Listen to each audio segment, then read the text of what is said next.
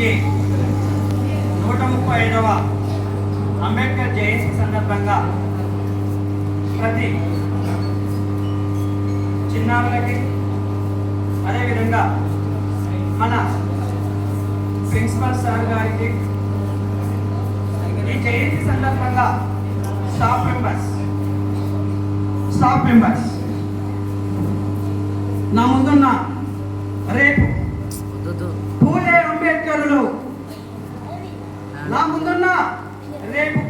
అంబేద్కర్లు సమాజాన్ని మార్చాలంటే, బడుగు బలహీన వర్గాలకు అభ్యున్నతి కల్పించాలంటే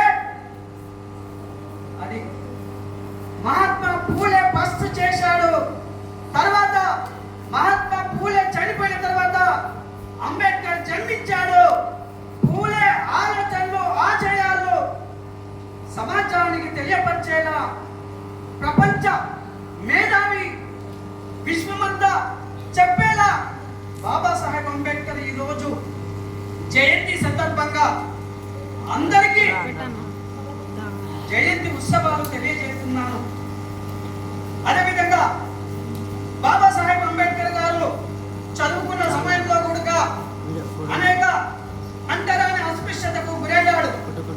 కానీ బాబాసాహెబ్ అంబేద్కర్ ఒకటే చెప్పాడు, నేను చదవాలి, నా ఆయుధం చదువు అని చెప్పేసి బాబాసాహెబ్ అంబేద్కర్ చిన్న వయసు నుంచే ఒక లక్ష్యాన్ని పెట్టుకొని చాలా ముద్దుగా చదివి తరగతి గదిలో కూర్చోలేకుండా కానీ బయట కూర్చొని పాఠాలు వింటూ ఈరోజు విశ్వ విజ్ఞాని అయ్యాడంటే అది బాబాసాహెబ్ అంబేద్కర్ కే సొంతం అని చెప్పేసి నేను సభాముఖంగా తెలియజేస్తున్నాను.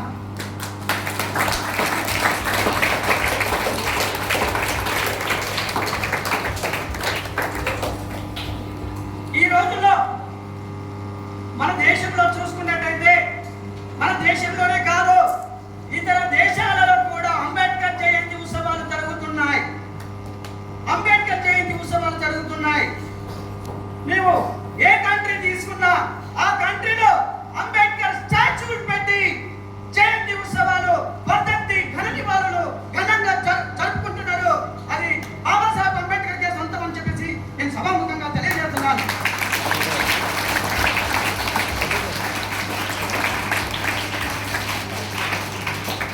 ఆ రోజు అంబేద్కర్ గారు చిన్న వయసులోనే చదువుకొని తన వెంట ఫ్రెండ్స్ ఉన్న ఇతరులున్న వాళ్ళందరినీ గౌరవిస్తూ బాబాసాహెబ్ అంబేద్కర్ చిన్న వయసులోనే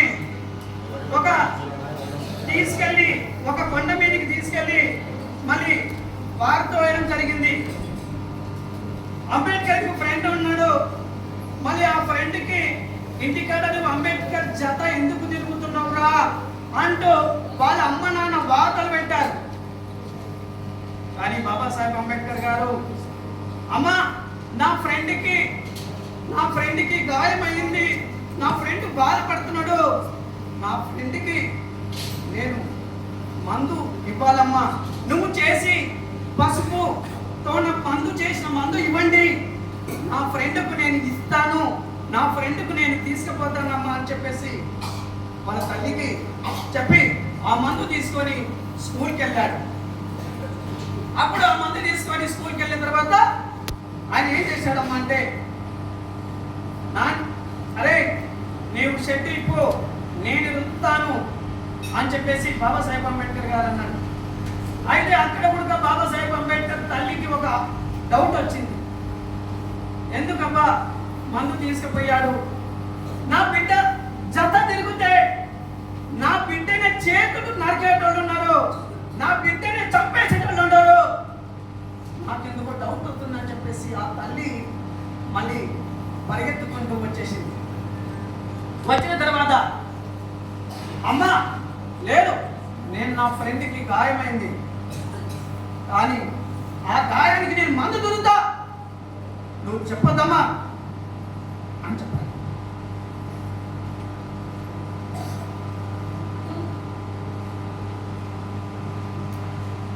అంటే అప్పుడు ఆ తల్లి, వద్దు నాన్న ఏం చేస్తాడో తెలియదు. వద్దు వద్దు అని చెప్పేసి తల్లి గట్టిగా పట్టుకుంది. కానీ నేను వద్దాలని ఆ లక్ష్యం అతనికి ఉంది. కానీ లక్ష్యాన్ని వమ్ము చేసుకొని వెళ్ళిపోయాడు. కానీ చాలా బాధపడ్డాడు. ఓకే అదేవిధంగా బాబాసాహెబ్ అంబేద్కర్ అనేక ఒక డిగ్రీ చేయాలంటే మనుషులకి చాలా కష్టంగా ఉంటుంది. బాబాసాహెబ్ అంబేద్కర్ గారు 18 డిగ్రీ చేశాడు. రాజనీతి అంటవా, న్యాయశాస్త్రం అంటవా, పౌరశాస్త్రం అంటవా, ఏ శాస్త్రాలను కూడా ప్రతిదీ చాలా ఇష్టంగా ప్రేమిస్తూ చదివాడు బాబాసాహెబ్ అంబేద్కర్. కానీ ఈరోజు విశ్వమానవుడు అయిపోయాడు. ఈరోజు సమాజమే బాబాసాహెబ్ అంబేద్కర్ మళ్ళీ ఇంకొకసారి బతుకుంటే బాగుంటాయి కదా. కానీ నేను చెప్తున్నా, బాబాసాహెబ్ అంబేద్కర్ ఆలోచనలో 100% మనం తీసుకెళ్దాం. ఒకరొకరు ఒక విప్లవం లాగా, ఒకరొకరు ఒక బాబాసాహెబ్ అంబేద్కర్ లాగా వాళ్ళ చరిత్రను తెలుసుకోవాలి. వాళ్ళ చరిత్రను తెలుసుకోవాలి.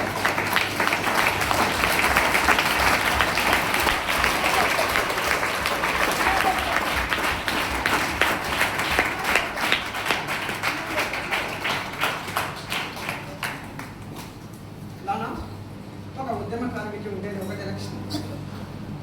పిరికి మళ్ళీ ఏడవడం కాదు, పిరికి మళ్ళీ ఏడవడం కాదు. ఆయన లాగా నువ్వు కూడా ప్రవర్తించు, ఆయన లాగా కూడా నువ్వు ప్రవర్తించు.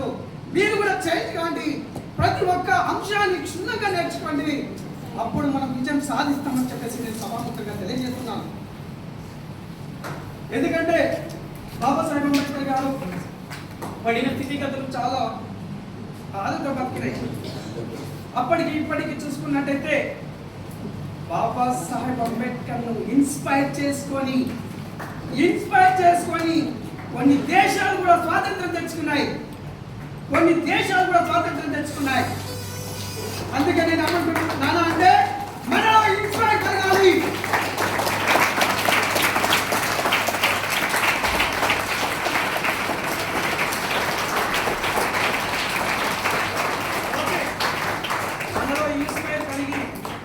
ప్రిన్సిపల్ సార్ ఎప్పుడు పిల్లల్ని ఇక్కడ వచ్చారు, కానీ పిల్లలు చదువుతలేరని బాధపడుతున్నాడు.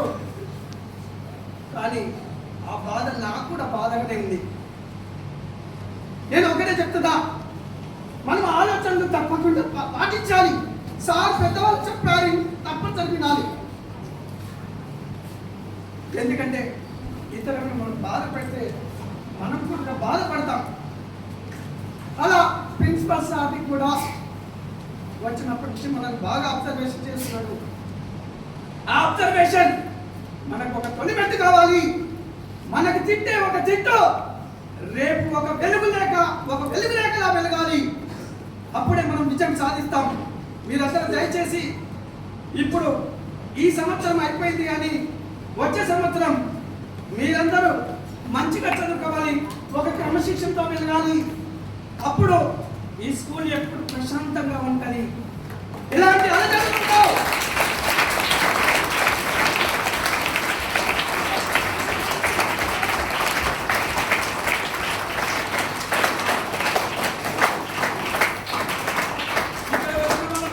పిల్లలకి టీచర్ ఏం చేస్తున్నాడని చెప్పి ప్రతి స్టూడెంట్ అడుగునా టీచర్ ఏం చేస్తున్నాడు, టీచర్ ఎలాంటి వాడు అని చెప్పేసి ప్రతి స్టూడెంట్ చూస్తున్నాడు. కానీ నా బాధ, మేము కూడా శాయశక్తుల ప్రతి ఒక్కరు సంఘటితమై ప్రతి స్టూడెంట్కి ఒక విస్ఫోటనంలా చదువును అందించి రేపు భవిష్యత్తు తరానికి మీరు మంచిగా ఉపయోగపడాలని మేము సంఘటితంగా కలిసిమెలిసి ముందరికి పోయి ప్రతి స్టూడెంట్ని పైకి తీసుకొస్తానని నేను సభాముఖంగా తెలియజేస్తున్నాను.